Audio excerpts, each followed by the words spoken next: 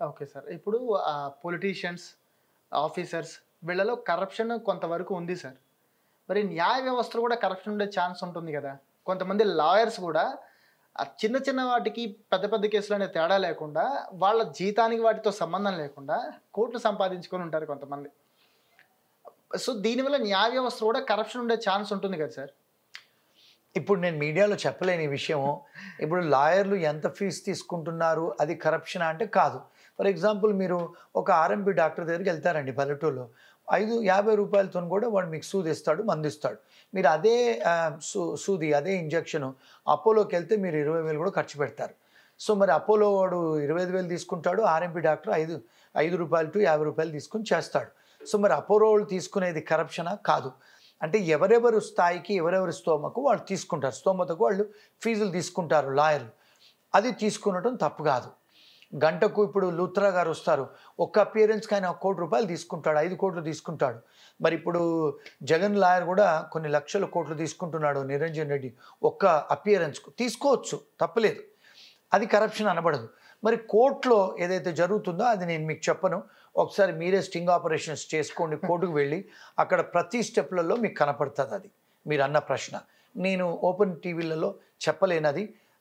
జ్యుడిషియల్‌లలో ఉందంటే నేనైతే పర్సనల్‌గా చేయలేదు. నేను దాని మీద కమెంట్ చేయడానికి అర్హుడిని కాదు. మీరే స్టింగ్ ఆపరేషన్స్ చేసుకొని చూసుకోండి. నాకైతే తెలీదు. I cannot comment on judiciary అండి.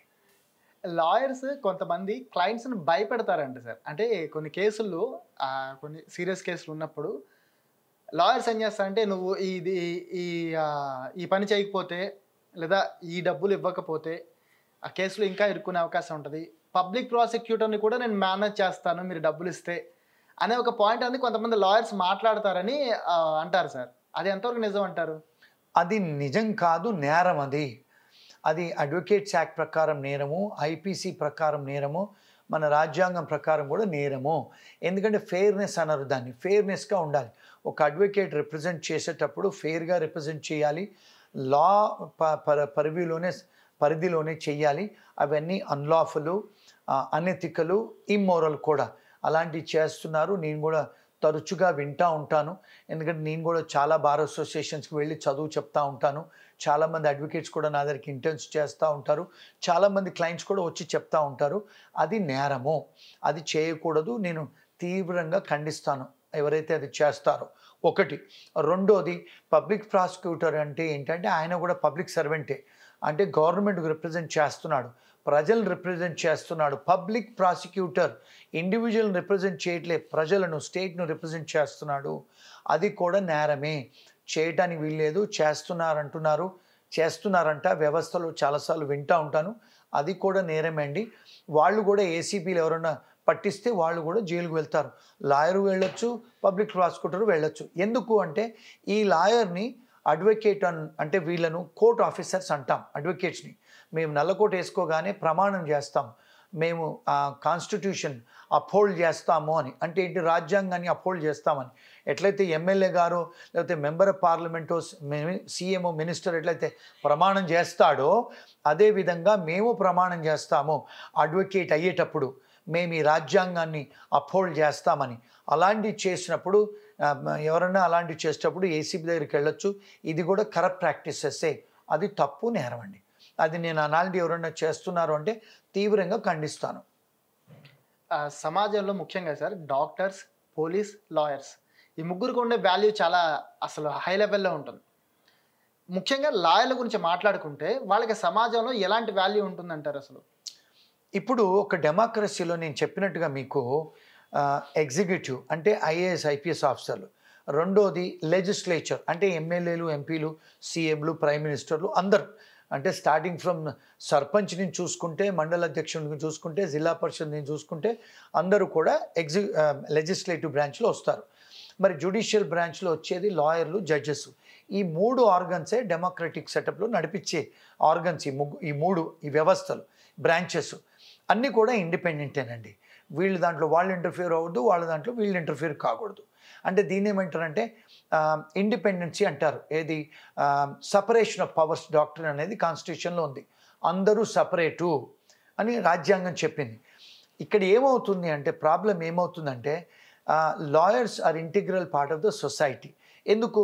ఏదైతే న్యాయశాస్త్రాలు పార్లమెంట్లో చట్టసభల్లో జరుగుతున్నాయో దాన్ని ఇంప్లిమెంట్ చేసేది పోలీస్ వాళ్ళు, కలెక్టర్లు. దాని తర్వాత పోలీస్ వాళ్ళు, కలెక్టర్లు, ఎగ్జిక్యూటివ్ బ్రాంచ్, బ్యూరోక్రసీ ఎప్పుడైతే ఆ చట్టం అయిన చట్టాలని ఎన్ఫోర్స్ చేస్తలేరో, దాన్ని ఎప్పుడైతే వాళ్ళు దాన్ని కరెక్ట్గా ఎన్ఫోర్స్ చేయట్లేదో, దాన్ని ఎప్పుడు అప్లై చేయలేకపోతున్నారో అప్పుడు ప్రజలు లాయర్ దగ్గరికి సంప్రదిస్తారు. మేము కోర్టుకు తీసుకెళ్తాం, వీళ్ళు తప్పు చేస్తున్నారు, ఎవరు బ్యూరోక్రసీ తప్పు చేస్తుంది, ఈ కలెక్టర్ గారు తప్పు చేస్తున్నారు, ఈ సర్పంచ్ తప్పు చేస్తున్నాడు, ఈ తహసీల్దార్ తప్పు చేస్తున్నాడు అని చెప్పి మేము కోర్టుకు తీసుకెళ్తాం. అంటే ఈ ఇద్దరు బ్రాంచెస్ మీద వాచ్ డాగ్ జ్యుడిషియరీ, అంటే వాచ్ చేస్తుంది మీరేమైనా తప్పులు చేస్తున్నారా అని. ఒకటి, చాలాసార్లు ఎప్పుడైతే చట్టసభలలో న్యాయశాస్త్రాలు వాళ్ళు తీసుకొస్తారో అవి ఇంట్రా వైరస్ ఉండాలి, అంటే విత్ ఇన్ ద కాన్స్టిట్యూషన్ ఫ్రేమ్వర్క్లో ఉండాలి. అవి లేనప్పుడు కూడా కోర్ట్స్కి వస్తాయి అవి, ఆ చట్టాలు కూడా. ఆ కోర్టులో ఆర్గ్యూ చేస్తాము.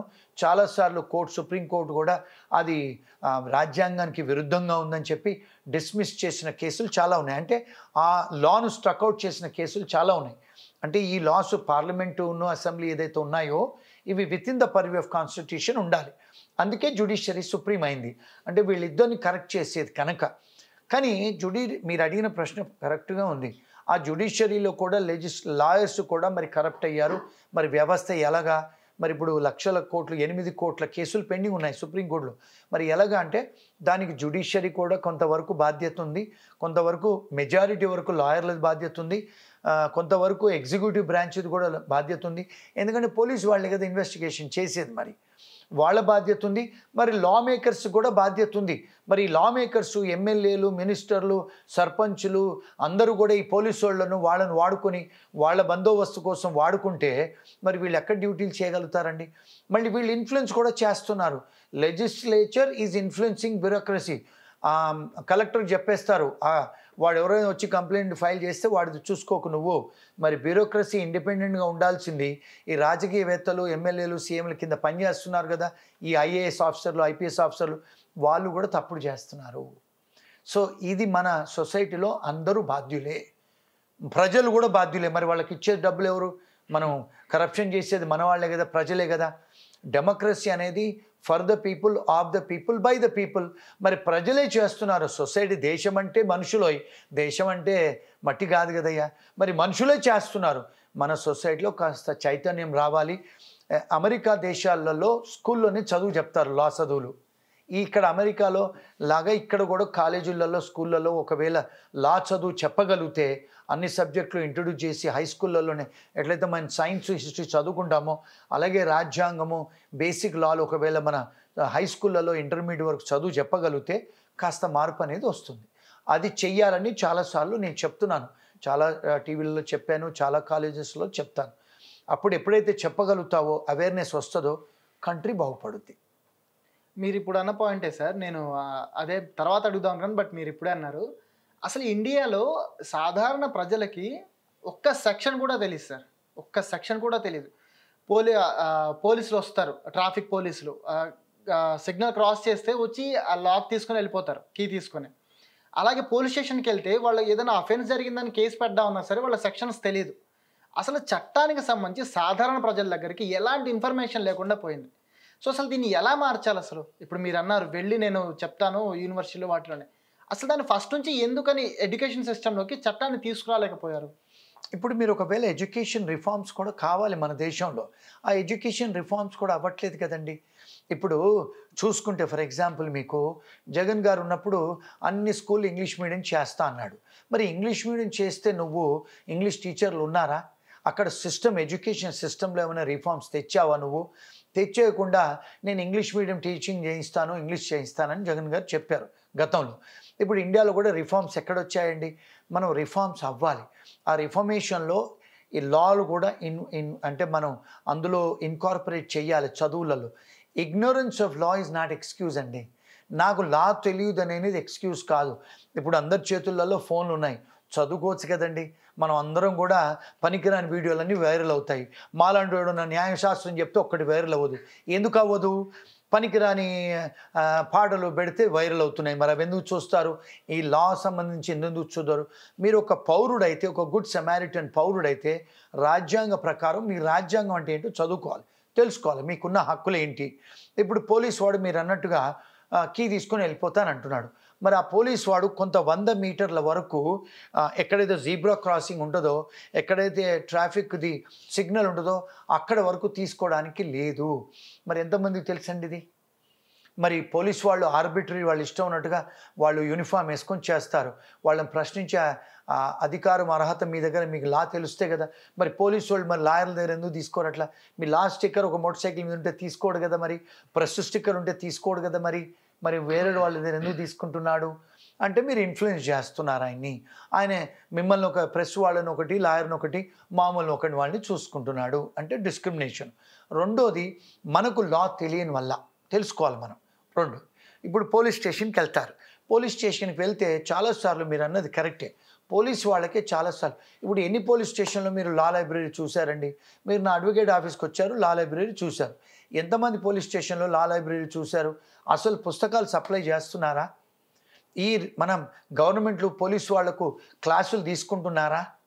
లా క్లాసులు తీసుకుంటున్నారా? వాళ్ళు పోలీస్ అకాడమీలో వాళ్ళు పోలీస్ అయ్యేటప్పుడు మాత్రమే చదువుతారు. తర్వాత రిఫ్రెషింగ్ కోర్సులు ఏమైనా ఇస్తున్నారా? ఎస్ఐలకు, సిఏలకు, డిఎస్పీలకు, పోలీసు వాళ్లకు. ఫారిన్ కంట్రీలో వీళ్లకు డెఫినెట్గా కోర్సులు ఇస్తారు. ఏమేమి కొత్త న్యాయశాస్త్రాలు వస్తున్నాయి, ఎలా మీరు సుప్రీంకోర్టు ఎలా కొత్త డెసిషన్స్ ఏమొచ్చాయి, వీళ్ళు కాన్స్టెంట్గా చదువు చెప్తారండి. అందుకని వాళ్ళు అబ్రెస్ట్ అయి ఉంటారు. వాళ్ళకు న్యాయం ఏం చేంజ్ అవుతుంది టెక్నాలజీ ప్రకారం అని వాళ్ళు చదువుతుంటారు పోలీసు వాళ్ళు. మరి ఇక్కడ హోంగార్డ్కి ఎక్కడ చదువు చెప్తున్నారండి మీరు? పోలీసు వాళ్ళకి ఎక్కడ చదువు చెప్తున్నారు? ఎస్ఐలు, డిఎస్పీలు ఒకసారి అయిన తర్వాత, ఇప్పుడు డాక్టర్లు ఉన్నారు, అపోలో హాస్పిటల్లో డాక్టర్లు ప్రతిసారి వాళ్ళు కాన్ఫరెన్సెస్కి వెళ్తారు. లాయర్లు కూడా కొంతమంది కాన్ఫరెన్సెస్కి వెళ్తారు. చార్టెడ్ అకౌంటెంట్లు కూడా కొంతమంది కాన్ఫరెన్సెస్కి వెళ్తారు. దాన్ని కంటిన్యూస్ ఎడ్యుకేషన్ అంటారు. ఇప్పుడు నాకు ఇంగ్లాండ్లో లైసెన్స్ ఉందండి, లాయర్ లైసెన్స్. నా లైసెన్స్ రెన్యూ చేసుకోవాలంటే ప్రతి సంవత్సరం నేను మళ్ళీ క్లాస్కి వెళ్ళాలి, మళ్ళీ చదువుకోవాలి. ఆ మార్కులు చూపిస్తేనే నాకు లైసెన్స్ రెన్యూ అవుద్ది. మరి ఇక్కడ ఎక్కడ ఉందండి ఆ సిస్టమ్? లాయర్లకు లేదు, పోలీసు వాళ్లకు లేదు, జడ్జెస్కు లేదు, ఎవరికి లేదు. మరి ఇక్కడ వ్యవస్థలో కొన్ని మార్పులు తీసుకురావాలండి.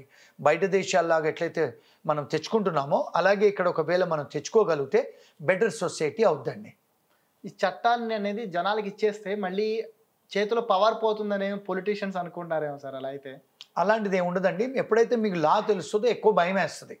నేను నా పర్సనల్ ఎగ్జాంపులే చెప్తానండి. మా ఫాదర్ కూడా పబ్లిక్ ప్రాసిక్యూటర్ చేశారు. నేను చిన్నప్పుడు ఇంటర్మీడియట్ 11th 12th ఉన్నప్పుడు ఓపెన్గా మీ ఛానల్లో చెప్తున్నా, నాకేం భయం లేదు. నేను చిన్నప్పుడు మా నాన్నగారు వద్దంటే స్కూటర్ మీద ముగ్గురు వేసుకొని వెళ్ళేవాడిని. మా ఫాదర్ చెప్పేవాడు పబ్లిక్ ప్రాసిక్యూటర్ కరీంనగర్లో. మా నాన్నగారు పబ్లిక్ ప్రాసిక్యూటర్ ఉంటే నేను అసలు ఏదైనా చేయొచ్చు. ఒక పోలీస్ ఆఫీసర్ కొడుకో లేకపోతే పబ్లిక్ ప్రాసిక్యూటర్ కొడుకుగా ఏ పోలీసు వాళ్ళు ఆపరు. కానీ మా ఫాదర్ చెప్పేవాడు, నాన్న ముగ్గురు వేసుకోవడానికి వెళ్ళడానికి స్కూటర్ మీద వెళ్ళడానికి లేదు, ఇద్దరే వెళ్ళొచ్చు, మీరు ముగ్గురు వేసుకొని పోతున్నావు, మరి అది నేరం నాయన అంటే మా నాన్న చెప్తే నేను వినకపోయేవాడిని. కానీ ఎప్పుడైతే డిగ్రీ అయిపోయి లా కాలేజీలో జాయిన్ అయ్యానో, ఫస్ట్ ఇయర్ లా డిగ్రీలో, ఫస్ట్ ఇయర్లో మా ఐపీసీ చదువు చెప్తారు. చెప్పిన తర్వాత మళ్ళీ మా ఊరికి పోయిన తర్వాత స్కూటర్ మీద ఇద్దరే వెళ్ళేవాడిని. మా ఫాదర్ అడిగాడు, ఏం నాయనా నువ్వు అంతకుముందు చెప్తే ముగ్గురిని వేసుకొని వెళ్ళేవాడివి స్కూటర్ మీద, మరి ఇప్పుడు లా జాయిన్ అయిన తర్వాత ఇద్దరే వెళ్తున్నావు ఏంటి? మరి నేను అప్పుడు చెప్పింది నువ్వు వినలేదు, ఇప్పుడు నువ్వే ఎందుకు వెళ్తున్నావు అంటే, నాన్న మరి అది నేరం కదా ముగ్గురు వెళ్తే అని. లా తెలిసింది కనుక నేను అప్పటి నుంచి ముగ్గురిని వేసుకొని వెళ్ళలేదండి. అంటే when you know the law, నువ్వు భయం వేస్తుంది అంటే మనం కంట్రోల్ చేసుకుంటాం లా తెలిస్తే. ఆ లా తెలియటం మంచిదండి. అందుకనే లా అబైడింగ్ సిటిజన్ అవుతాం మనం. అందుకని ఈ న్యాయశాస్త్రాలన్నీ హై స్కూల్లోనే ఇంట్రొడ్యూస్ చేయాలి, వాళ్ళకు చదువులు చెప్పాలి పిల్లలకు. దాని తర్వాత పోలీస్ ఆఫీసర్స్కి, లాయర్స్కి, జడ్జెస్కు తరచుగా వాళ్లకు రిఫ్రెష్మెంట్ కోర్సులు పెట్టాలి. ఈ వ్యవస్థలో మార్పులు చాలా తేవాలండి. అందుకే నా చిన్ని ప్రయత్నం.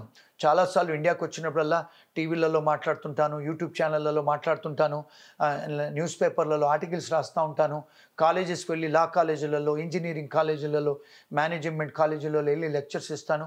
ఈవెన్ అడ్వకేట్స్ అసోసియేషన్, బార్ అసోసియేషన్లో కూడా తరచుగా వెళ్ళి మాట్లాడుతున్నానండి. ఒక కేసు విచారణలో లాయర్ పాత్ర ఎంత ఉంటుంది సార్? ఇప్పుడు ఒక పోలీస్ ఉన్నాడు, కేసు ఇన్వెస్టిగేషన్ చేస్తుంటాడు, ఆధారాలు సేకరిస్తుంటాడు, ఇవన్నీ ఉంటాయి. అది ఒక లాయర్ పాత్ర ఎంతవరకు ఉంటుంది దాంట్లో? చాలా పాత్ర లాయర్ది ఉంటుందండి. ఎందుకు అంటే బికాస్ వన్స్ కేసు ఫైల్ అయిన తర్వాత పబ్లిక్ ప్రాసిక్యూటర్కు ఎంత రోల్ ఉందో, జ్యుడిషియరీ జడ్జికి ఎంత రోల్ ఉందో, బార్ అంటే అడ్వకేట్ కూడా అంతే రోల్ ఉంది. ఎందుకు మన దగ్గర చూస్తే నేను చూస్తూ ఉంటాను కదా, ఇక్కడ చాలాసార్లు కోర్టులలో పొద్దున్న నుంచి సాయంత్రం దాకా ఈ జూనియర్ అడ్వకేట్లు, సీనియర్ అడ్వకేట్లు జడ్జి గారు రెడీ ఉన్నావా అంటే మేము రెడీ లేము అని చెప్పి డేట్లు తీసుకుంటుంటారు. ఇందులో 80% బాధ్యత మా అడ్వకేట్ల మీదనే ఉంది.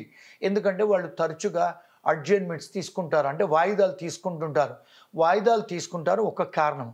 రెండో కారణం ఏంటంటే జడ్జెస్ దగ్గర కూడా వందల వేల కేసులు ఉన్నాయండి. వాళ్ళు మరి ఎక్స్ట్రా జడ్జెస్ను అపాయింట్ చేయట్లేదు. రెండోదండి.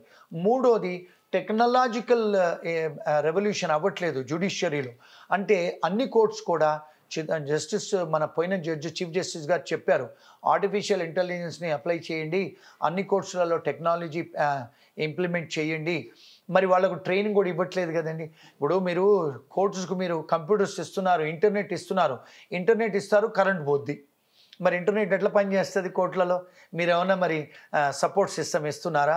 అక్కడ మీరు కంప్యూటర్స్ ఇచ్చారు, కంప్యూటర్ ప్రోగ్రామర్స్ని కోర్టులలో ఏమైనా అపాయింట్ చేస్తున్నారా? లేరు. ఇదే క్లర్కులు పాపం వాళ్ళు కంప్యూటర్స్ నేర్చుకొని ఆ కంప్యూటర్స్ హ్యాండిల్ చేస్తున్నారు. ప్రింటర్ పని చేయదు. మరి జడ్జెస్కు మీరు ఏమైనా ట్రైనింగ్ ఇచ్చారా? ఇప్పుడు మేము పాతకాలంలో డిగ్రీ చేసాంలా, మరి మాకు కంప్యూటర్స్ హ్యాండిల్ చేయడం ఎలా వచ్చండి? ఇప్పుడు నేను ఒక 30 ఏళ్ళ కింద లా చదువుకున్నాను, మా అప్పుడు టెక్నాలజీ లేదు కదండి. మరి మీరు ఏమైనా ట్రైనింగ్స్ ఇస్తున్నారా? మరి మీరు టెక్నాలజికల్ రెవల్యూషన్ చేయట్లేదు కనుక చాలా కేసులు అక్కడ పెండింగ్ ఉన్నాయి. ఇప్పుడు 88 కోట్ల కేసులు పెండింగ్ ఉన్నాయి మొత్తం ఇండియా మొత్తంలో. మరి ఈ కేసులన్నీ మరి ఎలా డిస్పోజ్ చేయగలుగుతారు జడ్జెస్? ఇవి ఎవ్రీ ఇయర్ పెరుగుతూనే పోతున్నాయి. ఎందుకంటే జ్యుడిషియరీ అపాయింట్మెంట్స్ లేవు, మళ్ళీ టెక్నాలజీ ఇంప్లిమెంట్ చేయట్లేదు కోర్టులలో. ఆర్టిఫిషియల్ ఇంటెలిజెన్స్ను అప్లై చేయాలి, కొన్ని డిస్ప్యూట్ రెజల్యూషన్స్ ఆర్బిట్రేషన్ చేయాలి. ఏడిఆర్ ఉందని ఒక మెకానిజం ఉంది, ఆల్టర్నేట్ డిస్ప్యూట్ రెజల్యూషన్. ఇంకా చాలా మోడర్న్ టెక్నాలజీ ఏదైతే అమెరికాలో, ఇంగ్లాండ్లో అవన్నీ మనం ఒకవేళ తెచ్చుకోగలిగితే మన దాంట్లో కేసులు డిస్పోజ్ ఆఫ్ చేయొచ్చు. జ్యుడిషియరీ కూడా కొంతవరకు దాంట్లో పాత్ర వహిస్తుంది. మన లాయర్లు, పబ్లిక్ ప్రాసిక్యూటర్లు, పోలీసు వాళ్ళు కూడా. మరి పాపం పోలీసు వాళ్ళు ఏదైనా ఇన్వెస్టిగేట్ చేయాలంటే మీరు 60% ఎంతసేపు రాజకీయవేత్తల్లో మీరు బందోబస్తులో పంపిస్తే మరి ఆ 60%లో వాళ్ళు ఇన్వెస్టిగేషన్ చేయొచ్చు కదా. మరి చేయలేకపోతున్నారు పాపం వాళ్ళు. అది కూడా ప్రాబ్లమే. అంటే వాళ్ళకు కూడా ట్రైనింగ్స్ ఇవ్వట్లేదు మీరు, సరైన ట్రైనింగ్. అందరూ బాధ్యులేనండి వ్యవస్థలో. నేను ఒక్క వ్యవస్థను బ్లేమ్ చేయలేను. క్లయింట్ తప్పు చేశాడని చాలామంది ఉంటారు సార్, మనం మూవీస్లో కూడా చూస్తుంటాం. విలన్ వైపు కూడా లాయర్లు వాదిస్తుంటారు. సపోజ్ మన కసబ్బే తీసుకోండి, తీవ్రవాది కసబ్కి కూడా ఒక లాయర్ని పెట్టారు. సో అలా ఒక నేరం చేసిన వ్యక్తి కూడా లాయర్ అడ్వకేట్ వాదిస్తారు. అయితే ఇది కరెక్ట్ కాదేమో సార్? అంటే ఒక తప్పు చేసిన వ్యక్తికి న్యాయం చేయాలి అనుకోవడం ఎంతవరకు కరెక్ట్ అంటారు? ఎక్సలెంట్ క్వశ్చన్ అండి. న్యాయశాస్త్రంలో ఒక డాక్ట్రిన్ ఉంది. అంటే ఏంటి? ప్రతి రాజ్యాంగంలో everyone is innocent until proved అని ఒక నినాదం ఉంది లాలో, Maxim. Everyone is innocent until proved beyond reasonable doubt. అంటే కసబ్ కూడా ప్రూవ్ చేసే వరకు ఇన్నోసెంట్ కింద పరిగణించాలి. మరి ఆయన ఇన్నోసెంట్ కింద పరిగణించాలంటే మరి ఆయనకు లీగల్ రిప్రజెంటేషన్ ఇవ్వాలి కదా. ఆయన దగ్గర లాయర్ పెట్టుకునే స్థితిగతులు లేకపోతే గవర్నమెంటే ఇవ్వాలి. అంటే లాలో ప్రతి కంట్రీలో కూడా ఒక డాక్టర్ని ఏమంటుందంటే ఎవ్రీబడి ఈజ్ అన్ ఇన్నోసెంట్. అంటే మీరు నేరము ప్రూవ్ అయ్యే వరకు మీరు ఇన్నోసెంటే. మీరు కసబ్ అది చేసినా కూడా, మనకు వీడియోలలో కెమెరాలు ఉన్నా కూడా కోర్టు ముందు, జడ్జి ముందు ప్రూవ్ చేయగలగాలి. ఎవరు చేయగలగాలి? గవర్నమెంటు, స్టేటు, ప్రాసిక్యూటర్ ప్రూవ్ చేయగలగాలి. దీన్ని ఏమంటారంటే ప్రిన్సిపల్స్ ఆఫ్ న్యాచురల్ జస్టిస్ అంటారు. ప్రిన్సిపల్స్ ఆఫ్ న్యాచురల్ జస్టిస్ అంటే ఏంటి? మీకు అడ్వకేట్ని ఇవ్వాలి, మీకు నోటీస్ ఇవ్వాలి, మీకు ఒక రిప్రజెంట్ చేసి మీ సైడ్ స్టోరీ కూడా వినేటట్టు అర్హత మీకు ఇవ్వాలి. ఇది హ్యూమన్ రైట్ అండి. రాజ్యాంగం ఇచ్చింది కాదు, మనకు బేసిక్ హ్యూమన్ రైట్ ఇచ్చిన హక్కు మీకు, మానవ హక్కు. అంటే మీ తరపున కూడా వినాలి. ఆ వినడానికి ఒక లాయర్ అవసరము. ఆ లాయర్ అవసరం అంటే ఒక లాయర్ మీకు పెట్టుకోలేకపోతే గవర్నమెంట్ వాళ్ళు ఇవ్వాలి అని మన రాజ్యాంగంలో రాసింది. అందుకే ఇచ్చారు. ఇచ్చి ప్రూవ్ అయిన తర్వాత ఆయనను హ్యాంగ్ చేశారు. అంటే ప్రతి రాజ్యాంగంలో రాసిందండి. సో అది తప్పు కాదు, నేరం కాదు. ఒక క్లయింట్ తప్పు చేశాడని తెలిసింది సార్, అంటే కేసు తీసేసుకున్నారు, అడ్వకేట్ కేసు తీసేసుకుని వాదిస్తున్నారు. వాదించే టైంలో ఆ క్లయింట్ తప్పు చేశాడు అంటే ఆయనదే తప్పు అని తెలిసింది. సో కేసుని మధ్యలో వదిలే ఛాన్స్ ఉంటుందా అడ్వకేట్కి? అడ్వకేటు ఎప్పుడు వదిలేసుకోవచ్చు ఆ కేసును అంటే ఫీజులు ఇవ్వట్లేదు క్లయింట్ అనే సంఘటన అయినప్పుడే వదులుకోవచ్చు. అంతేగాని నాకు తెలిసింది వీడు నేరం చేశాడని విత్డ్రా చేసుకోరాదు. దాన్ని విత్డ్రాల్ ఆఫ్ రిప్రజెంటేషన్ అంటారు. మన అడ్వకేట్స్ యాక్ట్ ప్రకారము, బార్ కౌన్సిల్ రూల్స్ ప్రకారము, ఇంటర్నేషనల్ లా కన్వెన్షన్స్ ప్రకారము అది అడ్వకేట్ మీద ఉన్న బాధ్యత. మీరు లాస్ట్ కొన వరకు కూడా ఆ క్లయింట్ తరఫున మీరు తీసుకున్నారు, వకాలత తీసుకున్నారు కనుక లాస్ట్ వరకు కూడా మీరు రిప్రజెంట్ చేయాలి, కొట్లాడాలి. సో ఇట్ ఈస్ అన్లాఫుల్ అట్లా విత్డ్రా చేసుకోవడానికి లేదు. ఇంతకుముందు మీరు అన్నారు సార్, కోర్టులో జూనియర్ లాయర్లు, సీనియర్ లాయర్లు కూడా కరెక్ట్ టైంకి రాకుండా వాయిదాలు తీసేసుకుంటారని. అంటే అడిగితే వాయిదాలు ఇచ్చేస్తారు సార్ కోర్టులో. అసలు వాయిదాలు ఎలాంటి సర్కమ్స్టాన్సెస్లో ఇస్తారు? లాలో ఎన్నిసార్లు వాయిదాలు తీసుకోవాలనేది ఇంతవరకు లేదు మన దేశంలో. అదే అమెరికాలలో రాస్తుంది, జ్యుడిషియల్ కోడ్ అని రాస్తుంది, లాలో కోడ్ రాస్తుంది. అంటే నువ్వు ఒక లాయర్గా వచ్చి 1-2 సార్లు మాత్రమే తీసుకోవచ్చు అని రాస్తుంది. మరి మన దేశంలో లా అది కోడిఫై అవ్వలే. ఎన్నిసార్లు నువ్వు వాయిదాలు తీసుకోవచ్చని లాలో రాసి లేదు. అందుకే ఎందుకు అంటే మన ఇండియాలో ఇంగ్లీష్ వాళ్ళు 1857లో ఏదైతే వదిలేసిన లాస్ అని ఇప్పుడు అదే ఫాలో అవుతున్నామో. ఇంకా లాలో చాలా రిఫార్మ్స్ జరగాలి మన దేశంలో. అది జరగాలని ఒక చిన్ని ప్రయత్నం మనం అన్నీ తెచ్చుకోవాలి బయట దేశం నుంచి. అంటే 2 సార్లు 3 సార్ల కంటే మీరు వాయిదా అడగటానికి లేదు అని ఒక లా పాస్ చేస్తే మన పార్లమెంటే కానీ మన స్టేట్ అసెంబ్లీలే కానీ అప్పుడు కేసులన్నీ అడ్వకేట్స్ అన్నీ వాళ్ళు టోస్ మీద నిలబడి కేసులు డిసైడ్ చేస్తారు. అది లేదు కనుక అందరు అడ్వాంటేజ్ తీసుకుంటున్నారు, వాళ్ళ ఇష్టానుసారం డేట్లు తీసుకుంటున్నారు. సో ఇంకా దీనికైతే ఎలాంటి పరిష్కారం లేదు సార్, లాలో రిఫార్మ్ తెస్తే తప్పితే. అంతేనండి. ఇంగ్లాండ్, అమెరికా ఇలాంటి దేశాల్లో అక్కడ లాస్లో రిఫార్మ్స్ తీసుకొస్తున్నారు సార్. వాళ్ళు ఎప్పటికప్పుడు మార్చుకుంటూ వెళ్తున్నారు సిచ్యువేషన్స్ని బట్టి. బట్ మన ఇండియాలో మాత్రం పాత లా ఎలా ఉందో దాన్ని మారుస్తున్నా ఒప్పుకోవట్లేదు సార్ ఎవరు కూడా. ఎందుకంటే ఒప్పుకుంటారండి. ఇప్పుడు పార్లమెంట్లో పాస్ వస్తే లా ఒప్పుకుంటాం మనం. ఇప్పుడు ఫర్ ఎగ్జాంపుల్ కాశ్మీర్లో వాళ్ళు స్పెషల్ స్టేటస్ తీశారు, ఒప్పుకున్నాం కదా. అంటే లాయర్లు కాదు సార్, అపోజిషన్ పార్టీలు కూడా చిన్నదానికి కూడా ఒప్పుకోవట్లేదు. అంటే మరి అపోజిషన్ పార్టీలో ఎంతమంది లా చదువుకున్న వాళ్ళు ఉన్నారు మన దేశంలో? ఒకవేళ స్టాటిస్టిక్స్ చూస్తే నేను ఏదో స్టాటిస్టిక్స్ చూశాను, అందరూ మెంబర్ ఆఫ్ పార్లమెంట్లో 72% పార్లమెంటేరియన్స్ ఎవరైతే ఎంపీలుగా కూర్చున్నారో వాళ్ళందరి మీద కేసులు ఉన్నాయంట, మర్డర్ కేసులు ఉన్నాయంట, అన్ని టైప్స్ ఆఫ్ కేసులు ఉన్నాయంట. మరి 72% మరి కేసులు ఉన్న వాళ్ళే పార్లమెంట్కి వెళ్ళి చట్టసభలలో కూర్చొని వాళ్ళు లా మేకర్స్ అవుతే మరి ఎలా అర్థమవుతుందండి? రూల్ ఆఫ్ లా ఎలా అర్థమవుతుందండి? ఆ రూల్ ఆఫ్ లా అర్థం చేసుకోవాలంటే చిన్నప్పటి నుంచే మన సిటిజన్స్ రెవల్యూషనైజ్ అవ్వాలండి. మన భారతదేశ రాజ్యాంగం ప్రపంచంలోనే అతిపెద్ద రాజ్యాంగం సార్. సో అన్ని విషయాల్ని ఎక్స్ప్లెయిన్ చేయాలి, అన్ని విషయాల్ని అర్థమయ్యేటట్టు చెప్పాలి అనే ఆలోచనతో ఇంత పెద్ద రాజ్యాంగం తయారు చేసినప్పుడు దీంట్లో లూప్ హోల్స్ ఉండి వాటిని అడ్డం పెట్టుకొని క్రిమినల్స్ వీళ్ళందరూ బయటకు వచ్చేస్తున్నారు అనే ఇది ఉంది సార్. సో అది ఎంతవరకు కరెక్ట్ అంటారు? అంటే ప్రతి వ్యవస్థలో జనరల్ రూలు, ఎక్సెప్షన్ అనేది ఉంటుందండి లాలో. అంటే ఏమిటి? For example I tell you general rule, exception అంటే ఏంటో చెప్తాం మీకు. ఇప్పుడు జనరల్ రూల్లో ఫర్ ఎగ్జాంపుల్ మనం వెళ్తున్నాం, మనం స్పీడ్గా వెళ్తున్నాం కార్లో. కొన్నిసార్లు అంబులెన్స్ కూడా స్పీడ్గా వెళ్తుంది. మరి వాళ్ళు పోయేటప్పుడు అంబులెన్స్ కూడా కొన్నిసార్లు యాక్సిడెంట్స్ అవుతాయి. మరి వాళ్ళు స్పీడ్గా వెళ్ళేటప్పుడు ఒకడు యాక్సిడెంట్ అయింది, వాడు కాళ్ళు చేతులు ఇరిగాయి. మరి అంబులెన్స్ డ్రైవర్ని కూడా లైబుల్ చేస్తారా మీరు? వాడు స్పీడ్గా వెళ్తున్నాడు కదా. మరి లాలో రాస్తుంది స్పీడ్గా వెళ్ళి ఎవరినైనా డాష్ చేస్తే ర్యాష్ అండ్ నెగ్లిజెంట్ డ్రైవింగ్ అన్నారు. మరి అంబులెన్స్ కూడా వెళ్తుంది ర్యాష్ అండ్ నెగ్లిజెంట్గా వెళ్ళట్లేదు, ర్యాష్గా వెళ్తుంది. మరి వాళ్ళు హిట్ అయినారు, చనిపోయినారు, లేకపోతే కాళ్ళు చేతులు ఇరిగాయి. మరి అంబులెన్స్ డ్రైవర్ని మనం లైబుల్ చేయలేం కదండి క్రిమినల్ లాలో. అంటే దాన్ని ఎక్సెప్షన్ అంటారు. జనరల్ రూల్ ఏంటి? మీరు ర్యాష్ అండ్ నెగ్లిజెంట్గా డ్రైవ్ చేయొద్దు, మీరు డ్రింక్ అండ్ డ్రైవ్ చేయొద్దు. ఎక్సెప్షన్స్ ఏంటి? Exception to the general rule ఏంటి? మీరు ఒకవేళ పోలీస్ వెహికల్ అయినా, లేకపోతే మీరు ఫైర్ ఇంజిన్ వెహికల్ అయినా, లేకపోతే అంబులెన్స్ వెహికల్ అయినా మీరు ర్యాష్గా వెళ్ళొచ్చు. ఎప్పుడు? అక్కడ ఎమర్జెన్సీ ఉన్నప్పుడు. అప్పుడు ఈ లా అప్లికబుల్ కాదు, దాన్ని ఎక్సెప్షన్ అంటారు. అలాగే ప్రతి వ్యవస్థలో జనరల్ రూల్, ఎక్సెప్షన్స్ అనేవి ఉంటాయండి. ఆ ఎక్సెప్షన్స్ అడ్డు పెట్టుకొని జనాలు ఇవన్నీ చేస్తున్నారు. ఇప్పుడు సాధారణ ప్రజల గురించి ఒక ఇది సార్, రూల్స్ ఉన్నాయి, ట్రాఫిక్ రూల్స్ ఉన్నాయి సార్. హెల్మెట్ పెట్టుకోలేదు, ఫైన్ వేస్తారు. జేబులో లైసెన్స్ అవి లేవు, ఫైన్ వేస్తారు. ఇన్సూరెన్స్ తీసుకోలేదు, ఫైన్ వేస్తారు. అయితే ఇలా కాకుండా ఒకవేళ హెల్మెట్ లేదు సార్, అతనికి హెల్మెట్ కొని పెట్టడం, ఇన్సూరెన్స్ లేదు, అతనికి ఆన్ ద స్పాట్ ఇన్సూరెన్స్ ఇప్పించడం, ఇలా చేసి ఒకవేళ అతను రాంగ్ రూట్లో వెళ్ళడం, జీబ్రా సిగ్నల్ బ్రేక్ చేయడం ఇలాంటి వాటికి మాత్రమే ఫైన్స్ వేస్తే జనాల దగ్గర నుంచి దోచుకోవడం తగ్గిపోతుంది కదా సార్.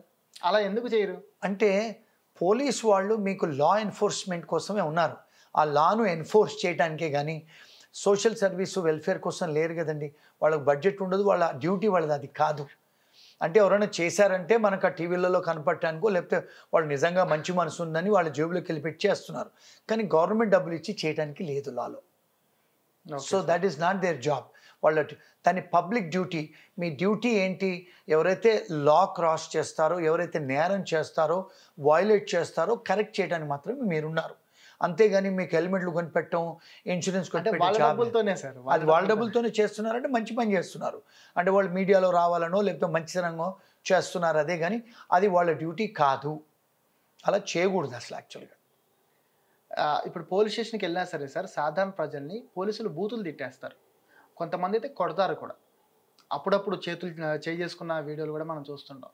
అయితే ఒక పోలీస్కి సాధారణ ప్రజల మీద ఉన్న అధికారం ఏంటి? బూతులు తిట్టడం, కొట్టడం ఈ అధికారం ఉందా? ఒకవేళ అలా చేస్తే ఈ ప్రజలు ఏం చేయొచ్చు? ఆ వ్యక్తి దెబ్బతిన్న వ్యక్తి కానీ, తిన్న వ్యక్తి కానీ ఏం చేయొచ్చు అసలు? ఐపీసీ ప్రకారము, మన రాజ్యాంగం ప్రకారము, అంతర్జాతీయ convention on political rights and religious rights ప్రకారము, పోలీస్ మాన్యువల్ ప్రకారము మీరు అందరూ కూడా పోలీస్ యాక్ట్, పోలీస్ మాన్యువల్ చదవాలి. అందరూ మీరు చదివితే అందులో కొన్ని ప్రోటోకాల్స్ ఉన్నాయి. ఎలా మీరు ట్రీట్ చేయాలి, పోలీస్ వాళ్ళు మన దగ్గర సిటిజన్స్ వస్తే ఎలా ట్రీట్ చేయాలి. They have to treat with dignity అని రాస్తుంది. ఏమని రాస్తుందండి? Treat with dignity. మరి మీరు ఆ డిగ్నిటీ ట్రీట్ చేయట్లేదు కదా పోలీసు వాళ్ళు. మీరు ఒకవేళ తిడితే దాన్ని అసాల్ట్ అంటారు, కొడితే బ్యాటరీ అంటారు.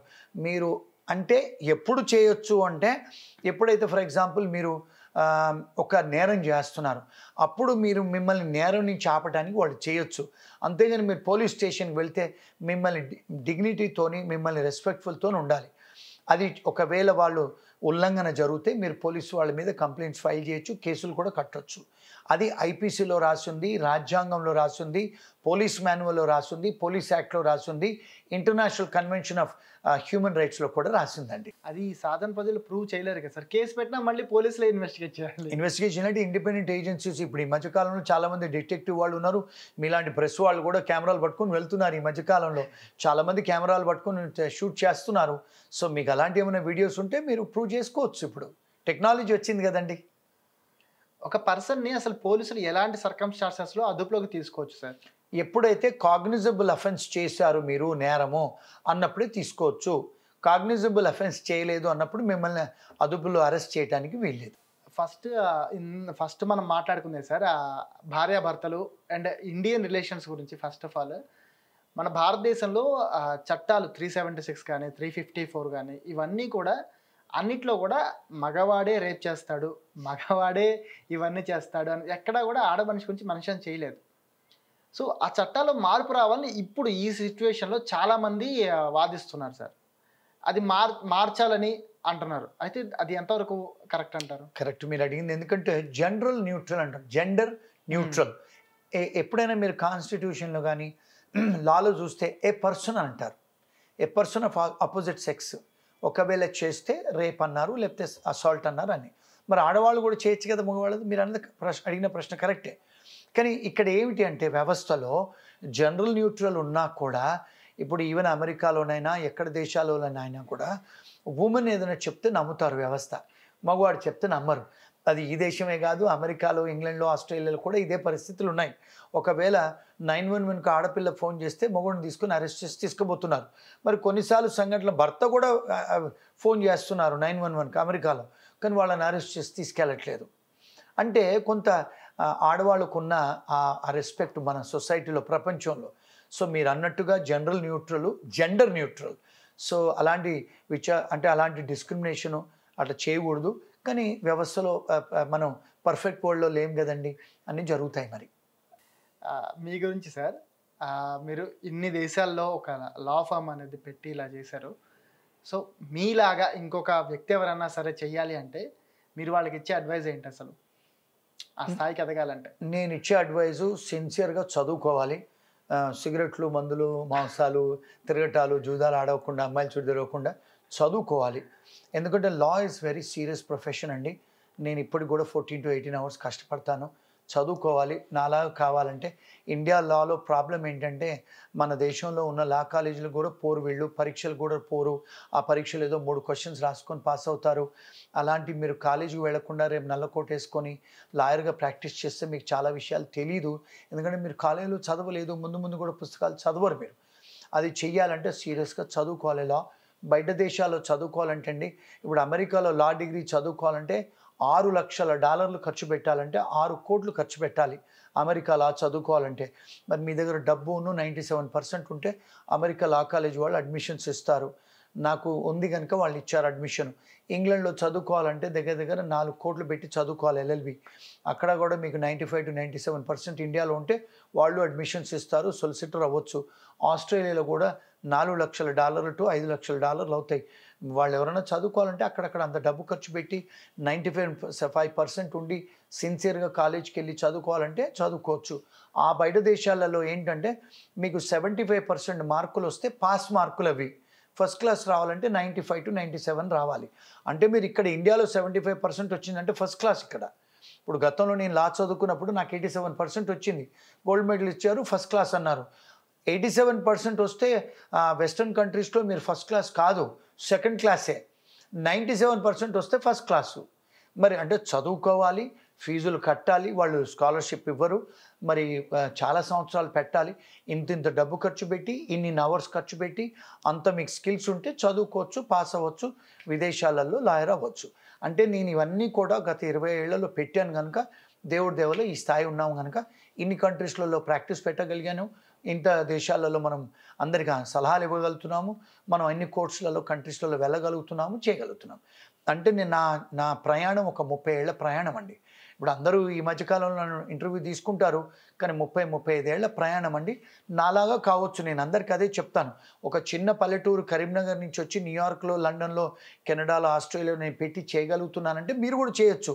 కానీ దానిలో ఉన్న సాధన 30 ఏళ్ల సాధన, అంత డబ్బు ఖర్చు, అంత టైం పెట్టి చేయగలిగితే అందరూ చేయగలుగుతారు. మీ లాయర్ లైఫ్లో సార్, అడ్వకేట్ లైఫ్లో మీరు ఫేస్ చేసిన అత్యంత కష్టమైన కేసు ఏది సార్? చాలా ఉన్నాయండి. డొమెస్టిక్ వైలెన్స్ కేసెస్ ఉన్నాయి, ఇమిగ్రేషన్ కేసెస్ ఉన్నాయి, చాలా సెలబ్రిటీ వాళ్ళ కేసులు కూడా ఉన్నాయి. అంటే ఇప్పుడు కాన్ఫిడెన్షియాలిటీ పర్పసెస్ గురించి వాళ్ళ పేర్లు చెప్పలేను. అంటే కొన్నిసార్లు మేము డిస్కస్ చేయొచ్చు, ఫ్యాక్ట్స్ డిస్కస్ చేయొచ్చు, కానీ వాళ్ళ పేర్లు చెప్పడానికి ఉండవు. అంటే చాలా కేసెస్, డొమెస్టిక్ వైలెన్స్ కేసెస్ ఉన్నాయి, కష్టమైన కేసెస్, ఇమిగ్రేషన్ కేసెస్ ఉన్నాయి, కాంట్రాక్ట్ లాలో ఇంటర్నేషనల్ డిస్ప్యూట్స్ ఉన్నాయి, డిఫరెంట్ ఛాలెంజెస్ కేసెస్ చేశానండి. ఇప్పుడు కూడా చేస్తూనే ఉన్నాం. ఓకే, మీకు 100% సంతృప్తినిచ్చిన కేసు ఏమైనా ఉందా సార్? చాలా ఉన్నాయండి. నా సక్సెస్ రేట్ 90 to 95% అండి. జాబ్ సాటిస్ఫాక్షన్ ట్రెమెండస్గా ఉంటుంది నాకు. ఇప్పుడు ఫర్ ఎగ్జాంపుల్ నాకు ఒక క్లయింట్ అండి, గుజరాత్లో, వాడు పటేలు, 7 సార్లు అమెరికా వీసా రిఫ్యూజ్ అయింది. నా దగ్గరకు వచ్చాడు, నేను చేసి పెడతాను అన్నాను. 7 సార్లు వీసా రిఫ్యూజ్ అయినా కూడా 8 సార్లు పంపించి నేను ఆయనకు చేసిన లీగల్ అసిస్టెన్స్లో 8 సార్లు వీసా వచ్చింది. మంచి సాటిస్ఫాక్షను, బ్రహ్మాండమైన ఫీజు ఇచ్చాడు. కొన్నిసార్లు డొమెస్టిక్ వైలెన్స్లో అమ్మాయిలు ఇక్కడి నుంచి పెళ్లి చేసుకొని అమెరికాకు వస్తారు, మగవాళ్ళు వదిలేసి వెళ్ళిపోతారు, వాళ్ళకి తెలియదు ఎక్కడున్నాడు అబ్బాయి. నేను అక్కడ డిటెక్టివ్స్ని కాంటాక్ట్ చేసి వాళ్ళు ఎక్కడున్నాడు దొరకబట్టి వాళ్ళని అరెస్ట్ చేయించిన సంఘటనలు ఉన్నాయి. భార్యకు న్యాయం ఇప్పించిన సంఘటనలు ఉన్నాయి అమెరికాలో. చాలా సాటిస్ఫాక్షన్ అండి నాకు. అలాగే కంపెనీ ఓనర్స్ అండి, చాలాసార్లు. మొన్న ఒకసారి గతంలో ఢిల్లీలో ఒక క్లయింటు అమెరికాకు వచ్చి ఒకటి దగ్గర కాంట్రాక్ట్ ఎంటర్ అయ్యారు. ఏమని, నేను మీకు ఇండియా నుంచి మెటల్ స్క్రాప్ పంపిస్తాను అని. వాడు వచ్చి పాపం, వాడు ఇండియనే, ఎవడైతే కొంటానన్నాడు, అమ్ముతానన్నవాడు. వాడు ఏం చేశాడు, అమెరికన్ సెల్లరు, నేను మీకు అమెరికా నుంచి ఐరన్ స్క్రాప్ పంపిస్తానని ఇక్కడ ఢిల్లీ వాడితో కాంట్రాక్ట్ ఎంటర్ అయ్యాడు. వాడు పాపం ఇండియన్ వాడు డబ్బు $1,00,000 పంపించాడు అమెరికాలో ఉన్నవాడికి. వాడు ఏం చేశాడు, అమెరికాలో ఉన్నవాడు ఐరన్ స్క్రాప్ పెట్టలే, రౌతు గడ్డర్స్ ఉంటాయి కదా, రౌతులు, మన రోడ్డు మీద రౌతులు, అవి డబ్బాలో పెట్టి పంపించాడు ఇక్కడికి. వీడు ఇక్కడ వచ్చి షిప్లో చూస్తే అన్ని రౌతులు, ఐరన్ స్క్రాప్ కాదు. వాడు కుయ్యో మొర్రో అని న్యూయార్క్ వచ్చి కాన్సులేట్లో అడిగితే ఎవరో నా పేరు చెప్తే నా దగ్గరకు వచ్చాడు. అతను ఢిల్లీ అతను. నేను పేరు చెప్పడానికి ఉండదు. నా దగ్గరకు వస్తే నువ్వు ఎక్కడ కలిసావు ఆయన అంటే నేను కాఫీ షాప్లో కలిసాను అన్నాడు. మరి ఎక్కడ కాంట్రాక్ట్ తీసుకున్నాడంటే ఆన్లైన్లో నాకు కాంట్రాక్ట్ పంపించాడు అని. మరి నువ్వు $1,00,000 ఎలా పంపించావు అంటే వాడు ఇండియన్ అనే పంపించాను సార్ అన్నాడు. ఎవడన్నా బుద్ధి ఉందా నువ్వు ఇండియన్ అని చెప్తే నువ్వు ఆన్లైన్లో నువ్వు $1,00,000 పంపించి వాడు ఎవడో వెరిఫై చేసుకోకుండా నువ్వు వాడిని డబ్బులు $1,00,000 పంపించావు అంటే వాడు ఎక్కడున్నాడు చెప్పంటే ఒక కంపెనీ అడ్రస్ ఇచ్చాడు. ఆ కంపెనీ అడ్రస్లో వాడు లేడు, ఆ కంపెనీ లేదు. అప్పుడు నేను డిటెక్టివ్ సర్వీసెస్ని హైర్ చేయించి వాడు ఎక్కడున్నాడు, కెనడా బార్డర్లో ఉన్నాడు వాడు. ఆ ఇన్ఫర్మేషన్ అంతా క్లయింట్కి ఇప్పించి వాడి మీద కేసులు వేయించి వాడి మీద అరెస్ట్ చేయిస్తే వీడికి డబ్బులు వచ్చాయి. ఇలాంటి కేసులు కష్టమైన కేసులు కూడా చాలా హ్యాండిల్ చేస్తానండి. ఎందుకంటే నాకు అంతర్జాతీయ న్యాయశాస్త్రం తెలుసు కనుక నేను చేయగలుగుతున్నాను. మరి ఒక ఊర్లో చదువుకుంటే ఇవన్నీ తెలియదండి. సో ఆ సాటిస్ఫాక్షన్స్ చాలా ఉన్నాయి నాకు. కాన్స్టెంట్గా నా దగ్గరికి ఎవరు వచ్చినా కూడా న్యూయార్క్లో వచ్చినా, విజయవాడలో వచ్చినా, లండన్లో వచ్చినా, న్యూయార్క్లో వచ్చినా, ఎక్కడికి వచ్చినా కూడా నా దగ్గర 90% క్లయింట్స్ సాటిస్ఫైడ్గా వెళ్తారండి. నేను 100% న్యాయం చేకూరుస్తాను. నా ఎవరైనా కూడా చాలామంది అమెరికాలో ఈ మధ్యకాలం ఐటీ ప్రోగ్రామ్స్ అంతా ఆన్లైన్లో కొడతారు కావేటి గారి రేటింగ్ ఎంత ఉందని. ఆ రేటింగ్ చూసి స్టార్ రేటింగ్ ఉంటేనే వస్తారండి నా దగ్గరికి. ఇప్పుడు అంతా టెక్నాలజీ కదండి, మనం ఎవరో చెప్తే రారు. ఆ టెక్నాలజీలో చూసి నా రేటింగ్ చూసే వస్తారండి. దేవుడి దేవులో బ్రహ్మాండంగా నడుస్తుంది. ఆ రేటింగ్లో మంచి పేరుందండి. రీసెంట్గా సైబర్ క్రైమ్స్ ఎక్కువైపోయినాయి సార్. కంప్లీట్గా అసలు ఎక్కడ పట్టినా సరే కోట్ల రూపాయలు దోచేసుకుంటున్నారు. సో అలాంటి సైబర్ క్రైమ్ కేసుల్ని ఎలా హ్యాండిల్ చేయాలంటారు అసలు? ఇప్పుడు సైబర్ క్రైమ్స్ ఈవెన్ ఫారిన్ కంట్రీస్లో అన్ని కంట్రీస్లో అవుతున్నాయండి. ఇది న్యూ ఏరియా ఆఫ్ లా. కానీ మన ఇండియాలో ఆ లా ఏదైతే ఉందో సైబర్ లాస్ అనేవి కొంత ఆబ్సలీట్ ఉన్నాయి. అంటే అవి కొంత వీళ్ళు రిఫార్మ్ చేయాలి పార్లమెంట్లో. రెండోది ఈవెన్ పోలీసు వాళ్ళకు కూడా సరి అయిన ట్రైనింగ్ లేదండి. దేన్ని ఇన్వెస్టిగేట్ చేయాలి, ఎలా ఇన్వెస్టిగేట్ చేయాలి, సైబర్ నేరగాన్ని పట్టుకోవాలంటే ఇప్పుడు అమెరికాలో FBI ఒక సపరేట్ వింగ్ అండి, సైబర్ క్రైమ్ వింగు. అందులో పనిచేసే వాళ్ళు పోలీసు వాళ్ళంతా సైబర్ చదువుకున్న ఐటీ ప్రోగ్రామర్స్ పోలీస్ జాబులు తీసుకుంటారు. ఇప్పుడు మన తెలంగాణ సైబర్ క్రైమ్ డిపార్ట్మెంట్లో లేకపోతే ఆంధ్ర సైబర్ క్రైమ్ డిపార్ట్మెంట్లో సెంట్రల్లో ఎంతమంది సైబర్ లా చదువుకున్న వాళ్ళు సైబర్ ఐటీ ప్రోగ్రామర్స్ ఉన్నారండి? లేరు కదా. అంటే మోడర్న్ టెక్నాలజీ వాళ్ళు తీసుకొని చేయించాలి. అప్పుడు మన లాలో కూడా మార్పులు తేవాలి. తెస్తే వాళ్ళని పట్టుకోవచ్చండి. అది ప్రాబ్లం మన దేశంలో. ఫారిన్ కంట్రీలో వాళ్ళు ఏం చేస్తారంటే సైబర్ లా చదువుకున్న లాయర్లని, సైబర్ లా చదువుకున్న పోలీస్ వాళ్ళను, ఫోరెన్సిక్ లా చదువుకొని ఫోరెన్సిక్ ఇన్వెస్టిగేషన్ చదువుకున్న వాళ్ళను, సైబర్ లాలో ఫోరెన్సిక్ చదువుకున్న వాళ్ళని హైర్ చేస్తారు వాళ్ళు. ఇక్కడ కూడా చేస్తే మనం అవి సైబర్ నేరస్తులను పట్టుకోవచ్చు. మనం దాన్ని కొంత కంట్రోల్ చేయొచ్చు మన దేశంలో. ఇక్కడ ముఖ్యంగా మన భారతదేశంలో ఉన్న లాయర్లకి మీరు ఒక ఫైనల్ మెసేజ్ ఒకటి ఇస్తే? ఫైనల్ మెసేజ్ ఏమి ఇవ్వనండి మన లాయర్లకి. అందరూ రాజ్యాంగం చదవాలి బాగా. లా చదువుకునే వాళ్ళు క్లాసులకు వెళ్ళండి, చదువుకోండి. లా మీకు ఎప్పుడైతే చదువుకుంటారో you will become successful lawyer. మీరు ఎవరికైతే న్యాయం చేకూర్చారనుకుంటారో వెహిమెంట్గా మీరు ఆర్గ్యూ చేసి జెలస్గా వాళ్ళతో, జీలియస్ నాట్ జెలియస్ అనేది ఒక పదం ఉంది మన అడ్వకేట్స్ యాక్ట్లో. మంచిగా కాంపిటెంట్గా రిప్రజెంట్ చేయొచ్చు, వాళ్ళ హక్కులకు ప్రొటెక్ట్ చేయొచ్చు. And take this profession as a very serious profession. ఎందుకంటే ఈ ప్రొఫెషను పెద్ద వాళ్ళు చదువుకొని మన దేశానికి మనకి ఇండిపెండెన్స్ తెచ్చిన వాళ్ళు, గాంధీ లాంటి వాళ్ళు, నెహ్రూ లాంటి వాళ్ళు, అంబేద్కర్ లాంటి వాళ్ళు అందరూ లాయర్సే. వాళ్ళు చాలా ఇప్పుడు చూస్తే మీరు వేరే దేశాల్లో నెల్సన్ మండేలా ఉన్నాడు, ఆయన కూడా లాయరే. మనం లాయర్స్గా దేశ విదేశాలలో రాజ్యాంగపరంగా పీనల్ రైట్సే, constitutional rights, administrative rights, even environmental rights కూడా లాయర్గా మనమే ప్రొటెక్ట్ చేస్తాము సంఘానికి. ఒక డాక్టర్ అయితే ఒక మనిషికి వైద్యం చేస్తాడు. మనము ఒక సంఘానికి, ఒక సొసైటీకి, దేశానికి న్యాయం చేకూర్చొచ్చు. మనం చేసే పనులలో దేశాన్ని మార్చొచ్చు, ఊరును మార్చొచ్చు. అందుకే ఈ ప్రొఫెషన్ని సీరియస్గా తీసుకోండి. మీరు చేసే ప్రతి పని చాలా ఇంపార్టెంట్ పని, సేక్రెడ్ పని. ఇది దేవుడికి గుడికి పనిచేసినట్టుగా, అంటే ఒక ప్రీస్టు, ఒక అయ్యవారు లాగా దేశాని కోసం చేసే ప్రొఫెషన్ కనుక, because law is very important. మీరు మీ చేతిలో ఉంది కనుక ఇది సీరియస్గా చేస్తే మీకు కడుపు నిండా డబ్బులు వస్తాయి, పేరు ప్రఖ్యాతులు వస్తాయి, రేపటి దినం మీరు ఎమ్మెల్యేలు, ఎంపీలు అవుతారు, మీకు సన్మానాలు జరుగుతాయి. మీరు 10 మందికి మీరు ఒక సొసైటీ, మంచి సొసైటీ కింద తీసుకురాగలుగుతారు కనుక ప్లీజ్ టేక్ దిస్ సీరియస్లీ.